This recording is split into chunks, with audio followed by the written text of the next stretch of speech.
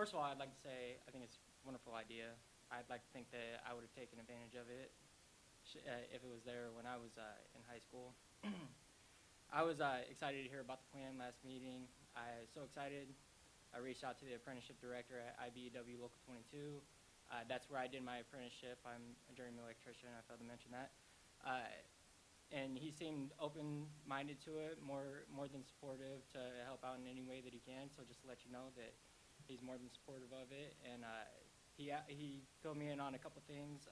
OPS has a program in place right now, and we're taking on apprentices that are graduating with that credentials from the Tradeswork Academy. They have to go through the interview process and the aptitude test, just like everyone else. Should they be accepted into the apprenticeship, they're able to bypass the first year of the apprenticeship, which serves as a huge advantage. So I like it in every way. There is one concern. We got to talking, and targeting the freshmen and sophomores, and this is my personal opinion, having gone through an apprenticeship. For one, it's a big decision for such a young mind to make at the freshman, sophomore year, and then also you're a year or two out of practice before you're able to apply the skills. That's really the only concern of mine. I can't speak for every trade, but I know the apprenticeship that I went through, the first year of the apprenticeship, which they would bypass being they went through the Tradeswork program, the second year piggybacks off of the foundation that you build in that first year.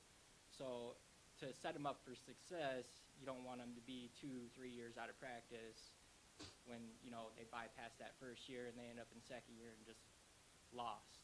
And that's really my only concern. It seems to me, my opinion, would be targeting the juniors and seniors for the Tradeswork Academy.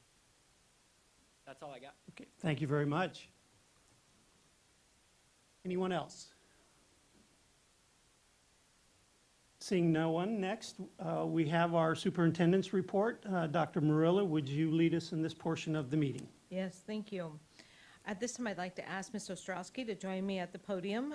She is going to introduce our Employees of the Month, and then after that, we will celebrate with a presentation by one of our AL students. Ms. Ostrowski, the floor is yours. Thank you and good evening. Good evening. We are here tonight to recognize our September staff members of the month. So we are eager to have you meet Mrs. Judy Dittmar. Judy is our support staff member of the month. Judy, would you please join Dr. Murillo and me up front, and we'll talk about you.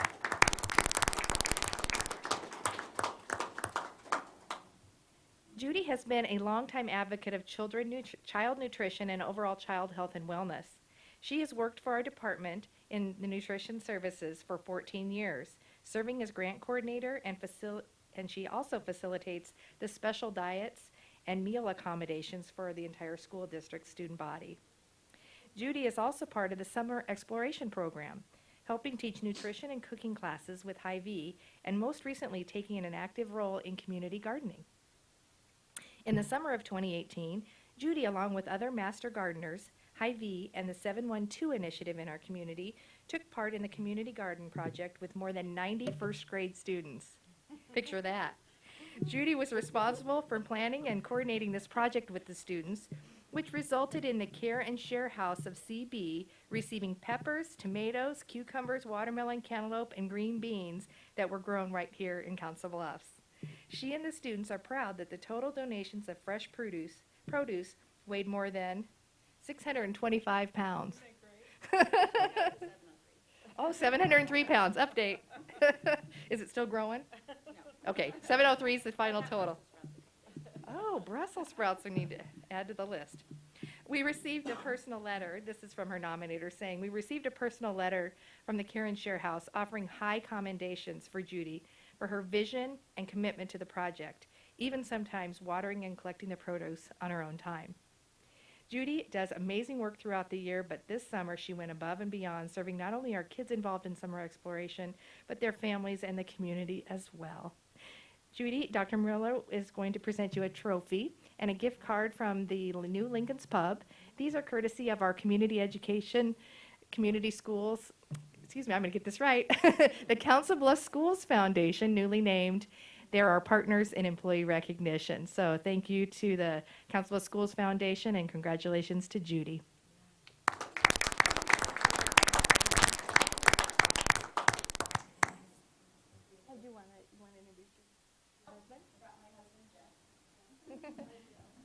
Her husband Jeff is with us, as well as our nutrition director, Lisa Stewart. Thanks for helping us celebrate Judy tonight. Okay, good. Yes. Okay, our licensed staff member of the month for September of 2018 is Autumn Tiarina, first grade teacher at Edison Elementary.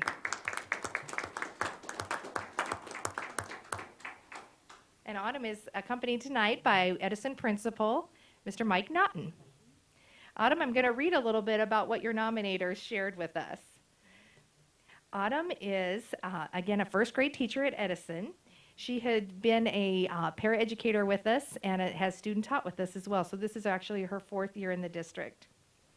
So her nominator shared, Autumn has worked diligently to begin her year. She's opened her classroom to coach for about 2.5 hours each day, demonstrating great vulnerability and openness to feedback.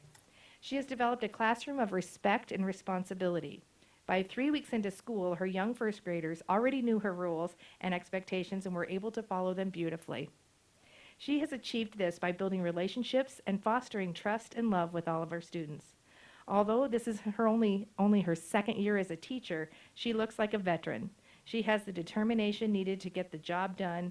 What a gift she is to our students. Congratulations to Autumn. Mr. Kazire, would you join Dr. Murillo for a photo by our banner?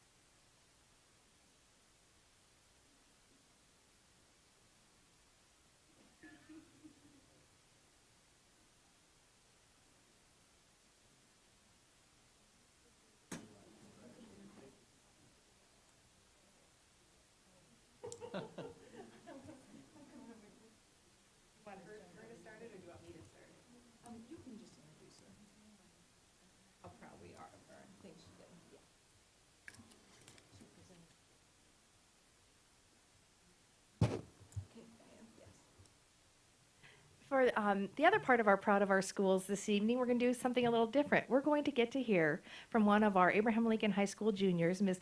Mia Kawamitsu, who has done something exceptional. She had studied abroad in Japan this last school year, and tonight she's going to share through video and then be able to discuss in question with you, if you'd like, her experiences. And so I'll go ahead and roll the video. And Let's have Mia yo, come on up, Mia. Yes, please. Yes. And Mia, kind of set the stage like you did at your last presentation for me, and then Dr. Borthman will start the video when you're ready. Okay. Okay. Okay, Go sorry. ahead. Oh, okay. Good evening.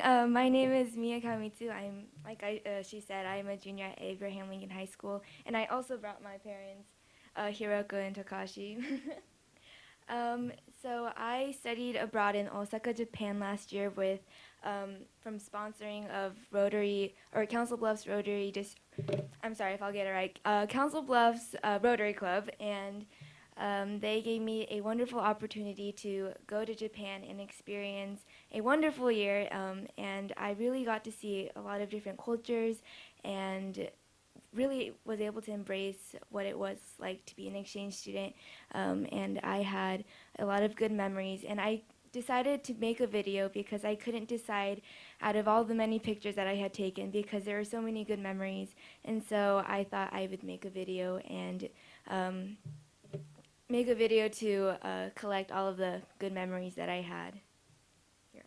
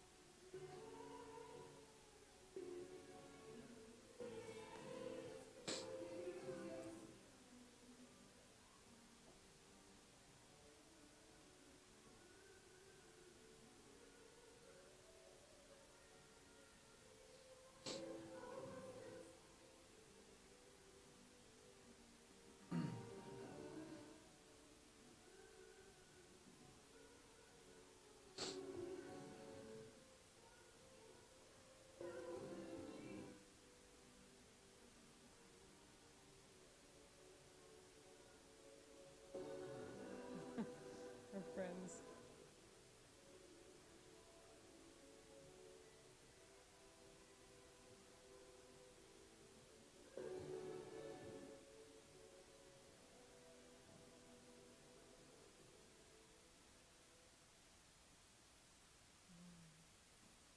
I thought this might be a nice time after the video Thank you. for you all to ask Mia some questions about her trip and the year that she spent in Japan. Mia, I was fortunate to be at Rotary Club when you did your Oh, you did. presentation. So I'll let other board members ask questions, and if we don't have any, I'll steal maybe some of the questions from the Okay. Rotary Club members that asked that day. But I just wanted to say I'm very impressed by your presentation and Oh, by thank you very as much. a person, and thank you for being such a great ambassador for Council Bluffs and for our school district.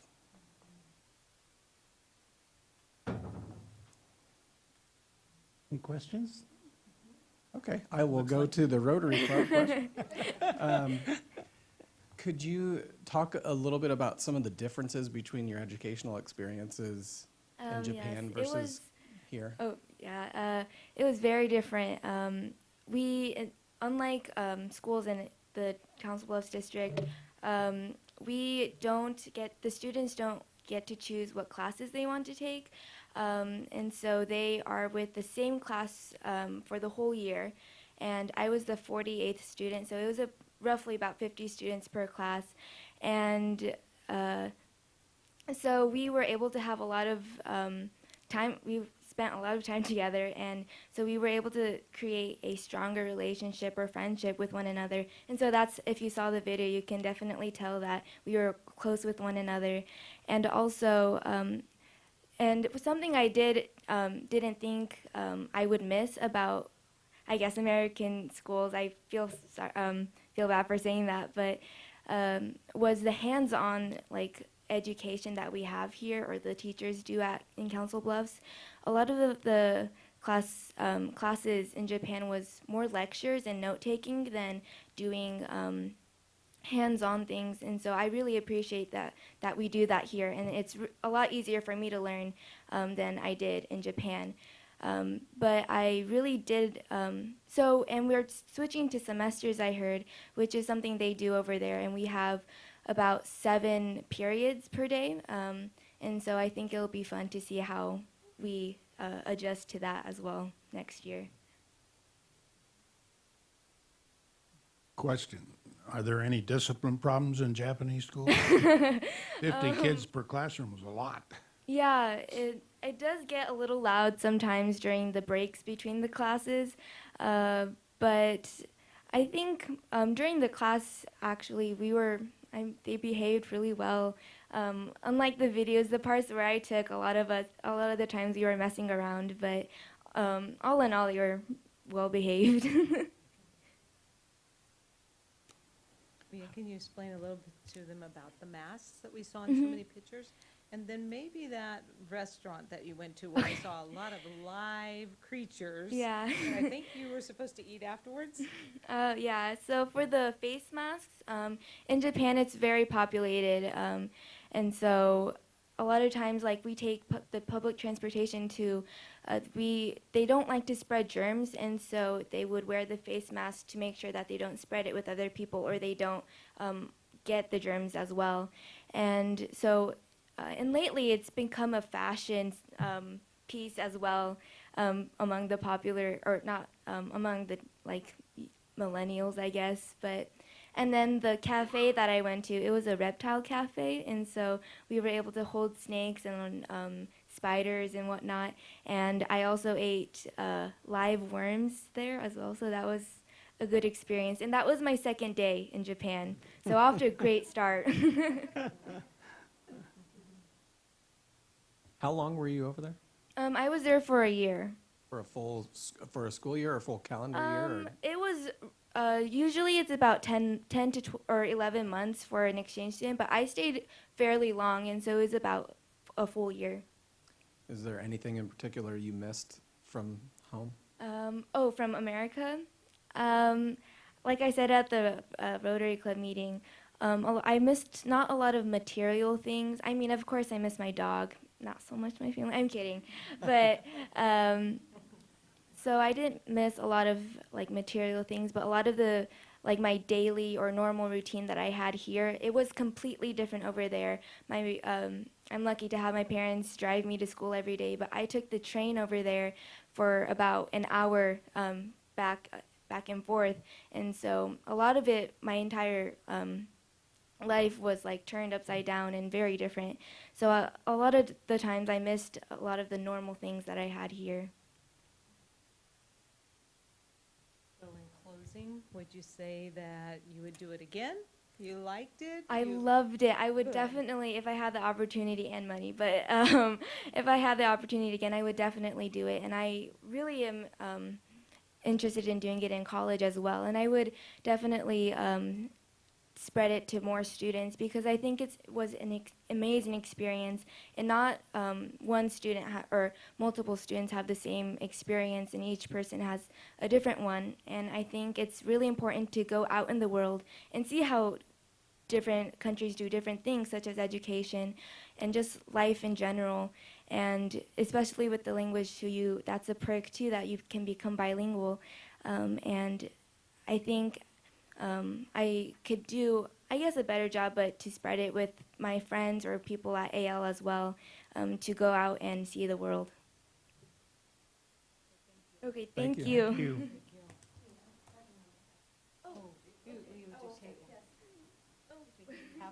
On behalf of the board and Dr. Murillo, we have a keychain for you, and it's to have you continue to extend your dreams beyond this experience. And so good luck to you in your senior year and Thank you. beyond, junior year, senior year, and beyond. So Thank you.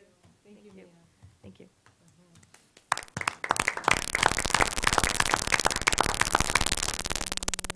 I believe that concludes the nope. I have one more area of the superintendent's report. At this time, I'd like to invite Ms. Julie Smith to the podium. She is going to present to us the 2017-18 ACT results. Ms. Smith? We also have Dr. Shudak has also joined us this evening, and he is here in case we have any additional questions that you guys would like him to dig into. Hey, well, that's going to be a tough act to follow there, but we'll give it a shot. So I am pleased to be able to share with you today the ACT results for the 2018 past school year. The results we have are really big picture results. We don't have any individual student data, so we're not really able to do a deep analysis on what type of classes kids are taking that get high scores. We don't have that information yet. So what we are seeing here is just a big picture look at that. So there's some good news to share.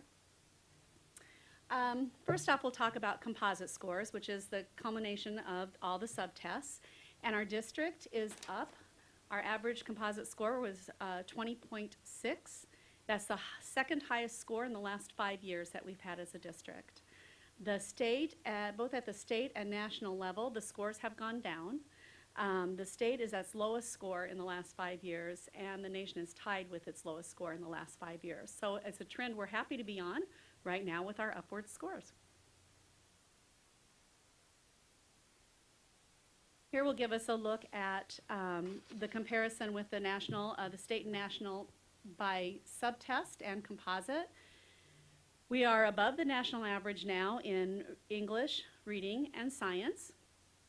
And we have closed the gap with the state in English and in reading. And for the first time, we are less than a point between the gap between the state and our district is less than a point now in those two areas. So that's also good news to celebrate.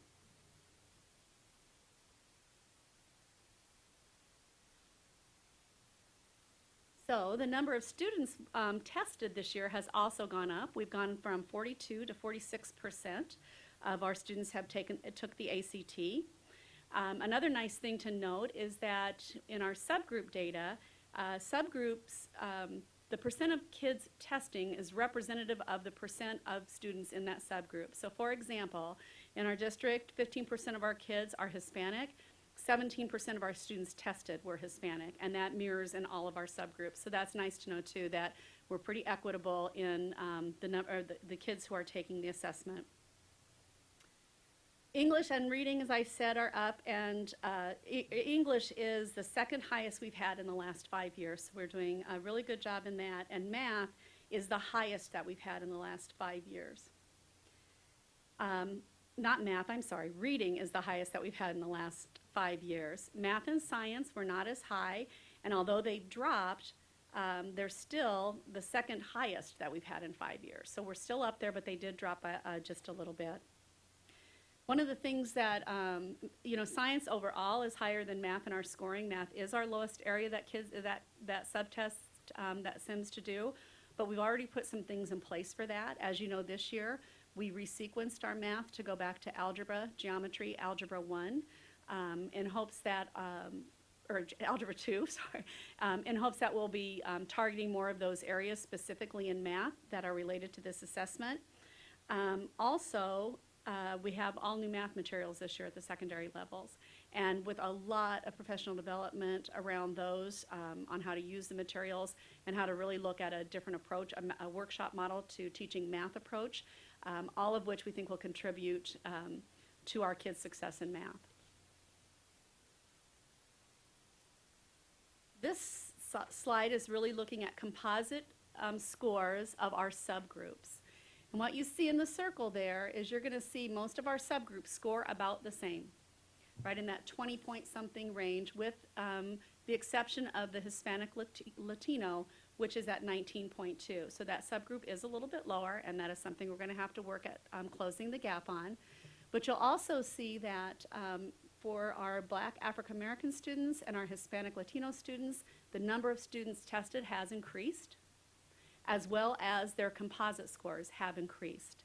And I know one of the things Dr. Shudak told me is that generally when you have more kids testing, your scores tend to go down. And we saw that, the opposite of that in our district this year. So that is also some really good news. And then in the subgroup of white students, the composite score also increased. Oh, one of the things that is not on this slide, but just kind of a side note, because we always talk about our males and females, for the first time ever, males scored higher than females in all areas of the ACT. And that's really not what our other test data shows, so that's a really interesting little phenomenon there. More females, however, do take the assessment than males do. So what's next? One of the things we want to make sure that we are doing is ensuring that students who choose that pathway that includes the four-year college program have access to advanced coursework. The ACT specifically is a predictor of how kids do that freshman year of college. And our kids who choose a four-year college pathway need this assessment as an admission point. Our kids who choose like Iowa Western, they don't have to have that, but we have a lot of kids that still test with that area. But we really want to ensure that our kids have access to advanced coursework. That is how you're going to raise ACT scores, is when they have more advanced courses. One of the things that we put into place this year was our accelerated classes in math and science at 6th grade. We've more than tripled the number of students who are having access to those classes this year, and that'll go on. And the purpose of that was so when they get to high school, they can have algebra completed before they get to high school, and then have 3 or 4 years of math and get into the more high-level math and science classes when they're there. So that is also in place as something we're looking to do in that area. We'll continue to provide our ACT prep courses and continue to utilize ACT prep materials that are found in our Naviance system that we're really kicked off last year and are getting a lot more into this year. What questions may I answer for you? Are there any questions from the board? Mr. Grove? How many students took the test, and what percentage of our student body does that represent? As a district, 263 students took the test this year, and that represents 46% of our student body. Is that comparable to previous years, or? It's up from last year. It's not as high as some previous years, though. It was 50% the few years before that, so right around there, though. Well, it's not too bad, oh, really? Okay. Thank you. Welcome. Were there specific efforts that you can attribute the increase in test takers to, or is it just nothing different this year? Yeah. Honestly, I don't know the answer to that, Chris. We went up by about 20 students. Oh, you know, okay. so, So- yeah. Not So it quite wasn't 20 a students. huge number. Yeah. But it was about 20. Yeah. I do think, though, with the push for FAFSA and then moving towards getting more students to take the ACT with our graduating with the second piece of paper, I hope to continue to see us increase it by at least 10 to 20 students every year, knowing that that could be a struggle, but pretty excited. I think the more, as you saw when Dr. Worthman presented on how we increase the number of students taking concurrent and AP courses, I think as we continue to grow that also, that we'll continue to see us tick up some.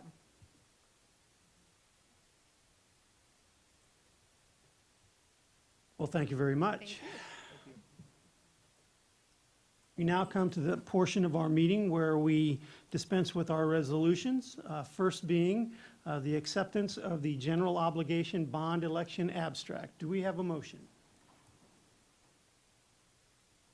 I would move that we proudly accept the, what do they call it? The abstract. The abstract of the election results.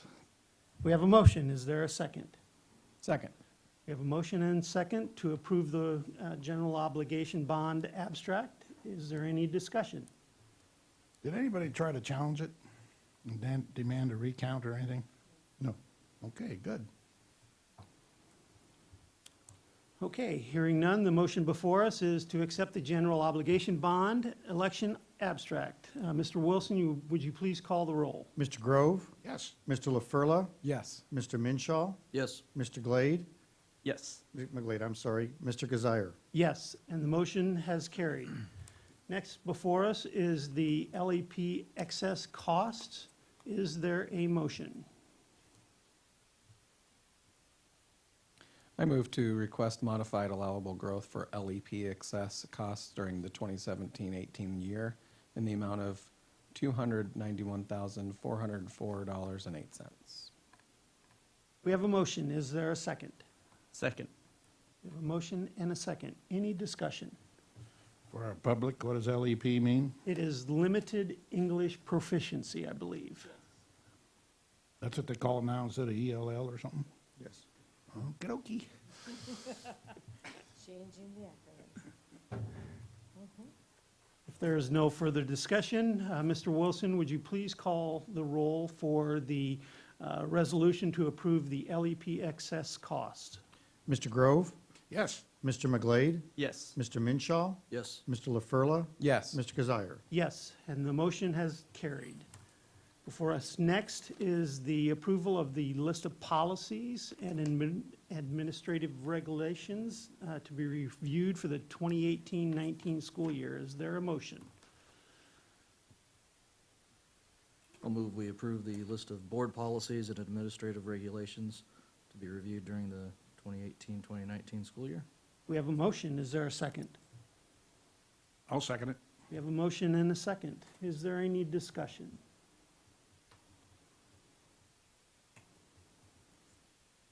Hearing none, before us now is the approval of the list of policies and administrative regulations to be reviewed this coming year.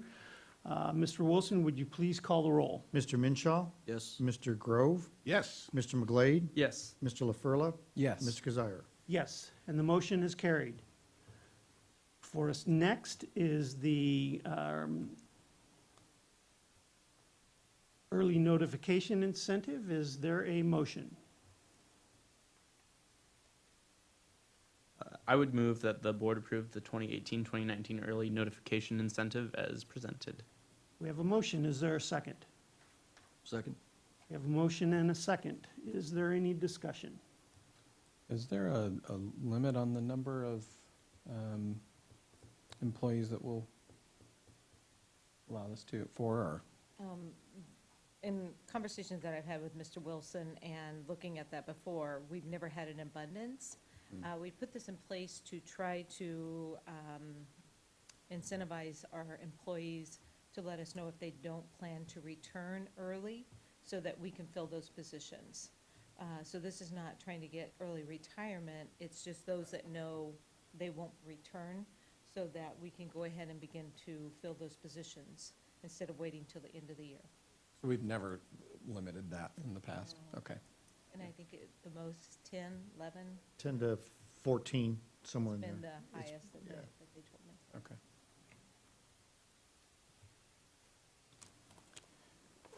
There's no other discussion. We will move to the vote to approve the early notification incentive. Mr. Wilson, would you please call the roll? Mr. McGlade, Yes. Mr. Minshaw, Yes. Mr. LaFurla, Yes. Mr. Grove, Yes. Mr. Kazire. Yes, and the motion is carried. Before us next is the consent agenda. Is there a motion? I would move to approve the consent agenda. We have a motion. Is there a second? Second. We have a motion and a second to approve our consent agenda. Is there any discussion?